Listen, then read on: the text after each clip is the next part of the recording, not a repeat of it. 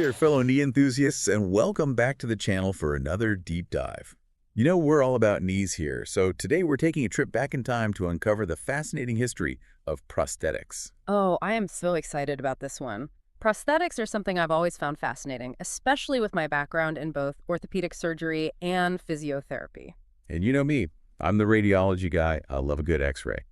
But today we're going beyond the bones. We're looking at the artistry and ingenuity of artificial limbs. We're going to bust some myths and uncover some mind-blowing facts. So if you're as intrigued as I am, hit that subscribe button and the notification bell. It's a long history and full of surprises. So let's dive right in. Marge, our expert today, with her love for the details, is going to take us on a journey. It's going to be fun. Buckle up, knee enthusiasts. Did you know that prosthetics have been around way longer than you might think? I'm talking ancient times, folks. Yeah, Like ancient Egypt. that's right. Our journey starts around the 15th century BC with a mummy in the Cairo Museum. This mummy actually has a prosthetic toe. Can you believe that? A prosthetic toe. That's amazing. It's made from leather and wood. Wow. Back then, to create something so intricate, it must have been a real feat. It was, and it wasn't just about functionality. In ancient Egypt, amputation was sometimes feared even more than death itself, Really? because being whole was considered crucial for the afterlife. Ah, so having a prosthetic was really important, not just physically, but spiritually too, right? Exactly. It's about restoring a sense of wholeness. Makes sense. And we see that same desire for wholeness in ancient India, too. The Rig Veda, which is a collection of sacred hymns from between 3500 and 1800 BC, tells the story of warrior Queen Vishpla. She loses a leg in battle, Ouch. but she receives an iron prosthesis, an iron one, so she can go back to battle. Wow, an iron prosthesis back then. That must have been quite the sight on the battlefield. It really shows the skill of those early prosthetic designers. Now, fast forward to ancient Greece and Rome, and there's more evidence of how important prosthetics were for mobility and even survival. Like there's this story from 4084 BC about a Persian soldier. He was captured and imprisoned, and he decides to escape. So what does he do? He cuts off his own leg. Whoa, okay. Yeah, and replaces it with a wooden one, Wow. Committed. and travels 30 miles before being recaptured. 30 miles on a wooden leg. Talk about dedication to freedom. But wait, how do we even know this story is true? It sounds almost too incredible. There's archaeological evidence. In 1858, a copper and wood leg dating back to 300 BC was found in Capri, Italy. Yeah. So it really suggests that prosthetics, even back then, were more common than we might think. That's a great point. It really highlights how long humans have been trying to, well, kind of push the boundaries of what's possible. Absolutely. So let's move on to another Roman story. Okay, I'm ready. Ancient Rome, bring it on. All right. Let's talk about the Roman general Marcus Sergius. He was fighting against Carthage in 218 BC. He sustained 23 injuries, including losing his right hand. 23 injuries, and he kept fighting. That's some next-level resilience right there. I know. To replace his hand, he had an iron one made so he could hold his shield and go back to battle. An iron hand. It's incredible to think what they were capable of creating back then. But here's the thing. Despite his bravery, Marcus Sergius was later denied a priesthood position. They believed you needed 2 normal hands for the role. Wow. It makes you think, right? Technology might advance, but sometimes those societal attitudes and perceptions lag behind. That's so true. Now, when we move into the Dark Ages, prosthetic technology didn't really see much progress. The Dark Ages, not exactly known for their breakthroughs. Exactly. Materials stayed basic. Wood, metal, leather. Most prosthetics were designed like a modified crutch. Ah, so pretty basic. Yeah, with a simple cup for support. And believe it or not, this basic design was still being used in the early 20th century. Wow.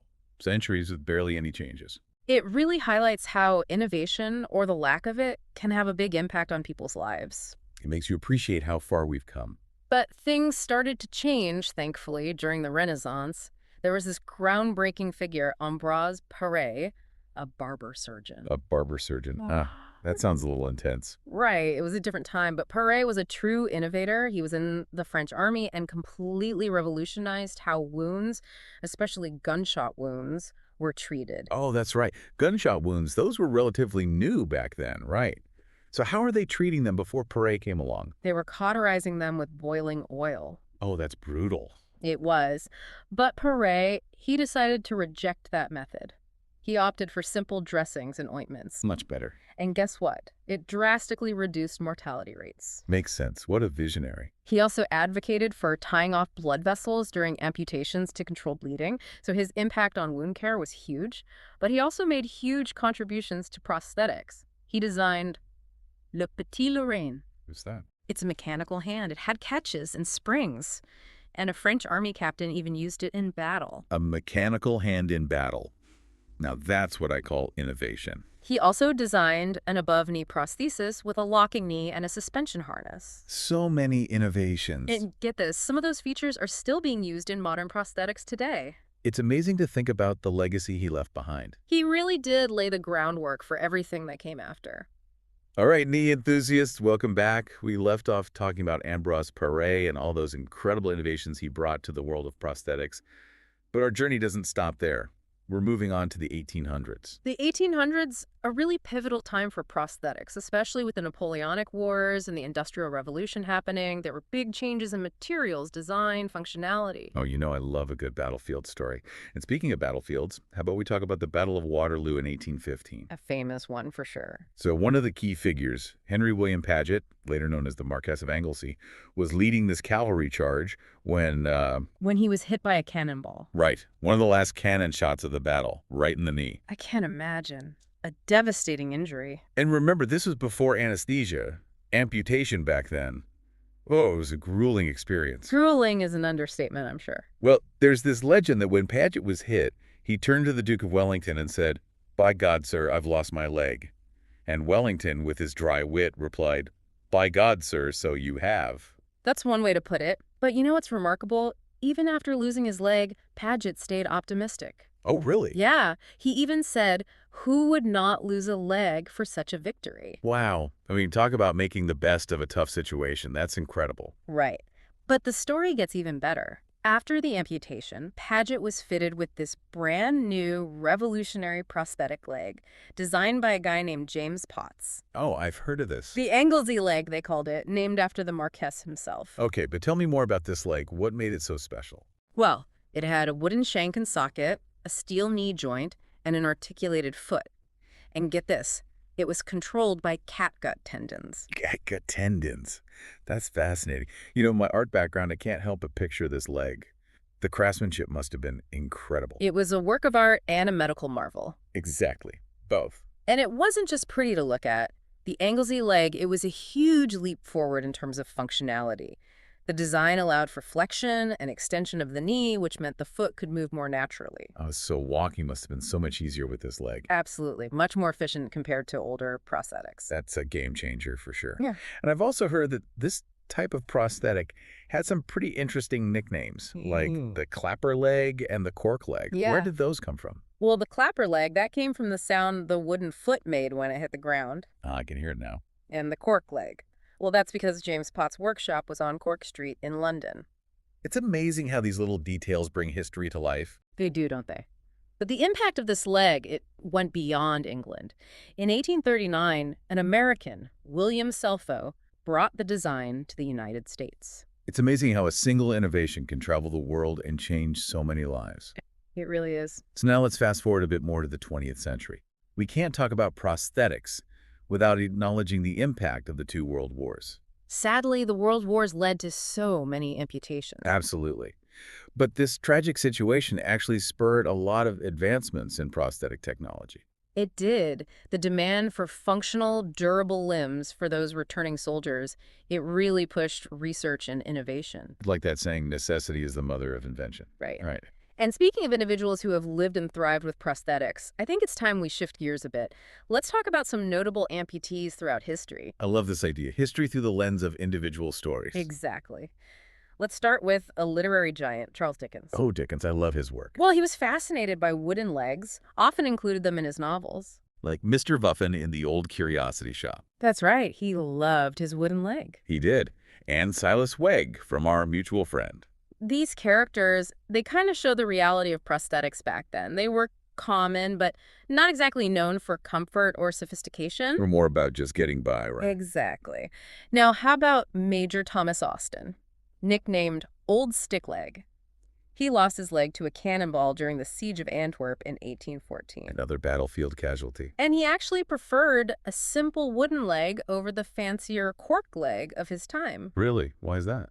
Well, he said those springs in the cork leg, while innovative, were always breaking, especially in the rough conditions he was often in. He needed something sturdy and reliable. Practicality over everything else. Now, let's talk about someone who faced a truly terrifying experience. Oh, yes. Sir Brooke Watson. He lost his leg to a shark A attack shark attack. Wow. while swimming in Havana Harbor in 1749. Now, that's a story that would stick with you. Definitely. But he went on to have a successful career. He even served in North America during the French and Indian War. What a testament to resilience. He didn't let this traumatic experience define him. He didn't. And it also shows that societal attitudes towards amputees were starting to change. Because in the past, a shark attack like that, people might have viewed it as, well, almost like a curse or something. Right. Exactly. But now, here was Sir Brooke Watson, leading a successful life, holding positions of power. And speaking of holding positions of power, how about Peter Stuyvesant, the Dutch colonial governor of New Amsterdam? He had a wooden leg and led a major colony. That's a great example of how disability was not seen as a barrier to leadership. And then, of course, there's the legendary Admiral Lord Nelson. He lost his arm in battle but continued his naval career, became a national hero. An inspiration to us all. Absolutely. But for me, when I think about prosthetics and overcoming adversity, Sir Douglas Bader, he really stands out. Oh, Sir Douglas Bader, his story is just incredible. A true icon. So in 1931, Bader, a talented pilot, loses both his legs in a flying accident. Devastating. But he refused to give up. He mastered walking on artificial legs, requalified as a pilot, and became a fighter ace during World War II. What an amazing story. And it was even made into a book and film, Reach for the Sky. Right? That's right. His story resonated with so many people. It shows you the power of determination and the human spirit. But even with all these advancements in technology, we have to acknowledge that losing a limb is still life-changing. It affects more than just your physical abilities, right? You're absolutely right. The emotional and social impact is huge. It can affect your body image, self-esteem, how you interact with others. Prosthetics might restore some functionality, but there's a whole emotional journey that comes with limb loss. Absolutely. And I think it's important to remember that as we continue this discussion. It's about more than just the technology. It's about the human experience. Exactly. All right, knee enthusiasts, welcome back for the final part of our prosthetic deep dive. We've covered a lot of ground, from those ancient Egyptian toes to the incredible stories of individuals like Sir Douglas Bader. It's been quite a journey through time, but now we're stepping into the future. The future of prosthetics. Oh. And let me tell you, it's an exciting time to be talking about artificial limbs. The advancements we're seeing, truly remarkable. Think 3D printing. 3D printing, yeah. I've heard about this. It means we can make prosthetics that are customized, affordable, and tailored to individual needs. It's like bespoke tailoring, but for your prosthetic. That level of customization must make a huge difference. Absolutely. Comfort, functionality, it's a game changer. And then there's the integration of robotics and AI. Whoa, AI. That's getting pretty futuristic. It is. We're talking about prosthetics that are more intuitive, more responsive than ever before. So like what? A prosthetic leg that can adjust to different terrains, or a hand that can sense pressure and temperature. Exactly. That's where we're headed. It's like all those sci-fi movies we watched as kids are coming to life, you know, where robots are almost indistinguishable from humans. Yeah. But it does make you wonder, will these high-tech prosthetics be available to everyone? I mean, the cost must be astronomical. That's a valid concern. The cost is a barrier right now, but I'm optimistic. As research continues and production gets more efficient, we should see prices come down. That makes sense. I mean, accessibility is key with any kind of medical technology, right? Absolutely. Now, I have to ask about something that's been, well, kind of a dream for so long. Neural integration with prosthetics. Oh, you mean controlling a prosthetic with your thoughts? Yeah, that's what I'm talking about. It seemed impossible not that long ago. I know, but now it's becoming a reality. Researchers are making incredibly progress in connecting the nervous system to these devices. Okay, so what would that look like? I mean, what are the possibilities? Imagine this. You're not just moving a prosthetic limb with your mind, you're actually feeling sensations through it. Touch, temperature, pressure. Wow. So it's not just about restoring movement, but also feeling.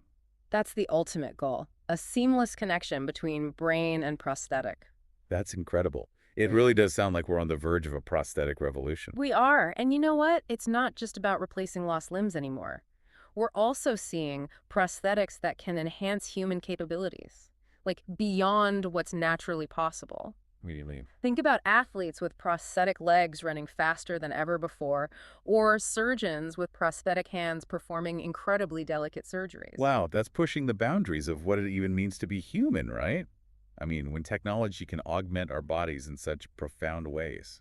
It's a really interesting question to consider, and with all these advancements, it's more important than ever to think about the ethical implications. You're right. We have to be mindful of how we use this technology. It's powerful stuff. It is. Well, I think that brings us to the end of our deep dive.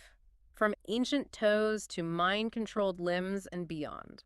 What an incredible journey through the history and future of prosthetics. We've explored the ingenuity, the resilience, the human stories behind these amazing devices. It's been a fascinating exploration of how prosthetics have helped people overcome challenges and achieve incredible things.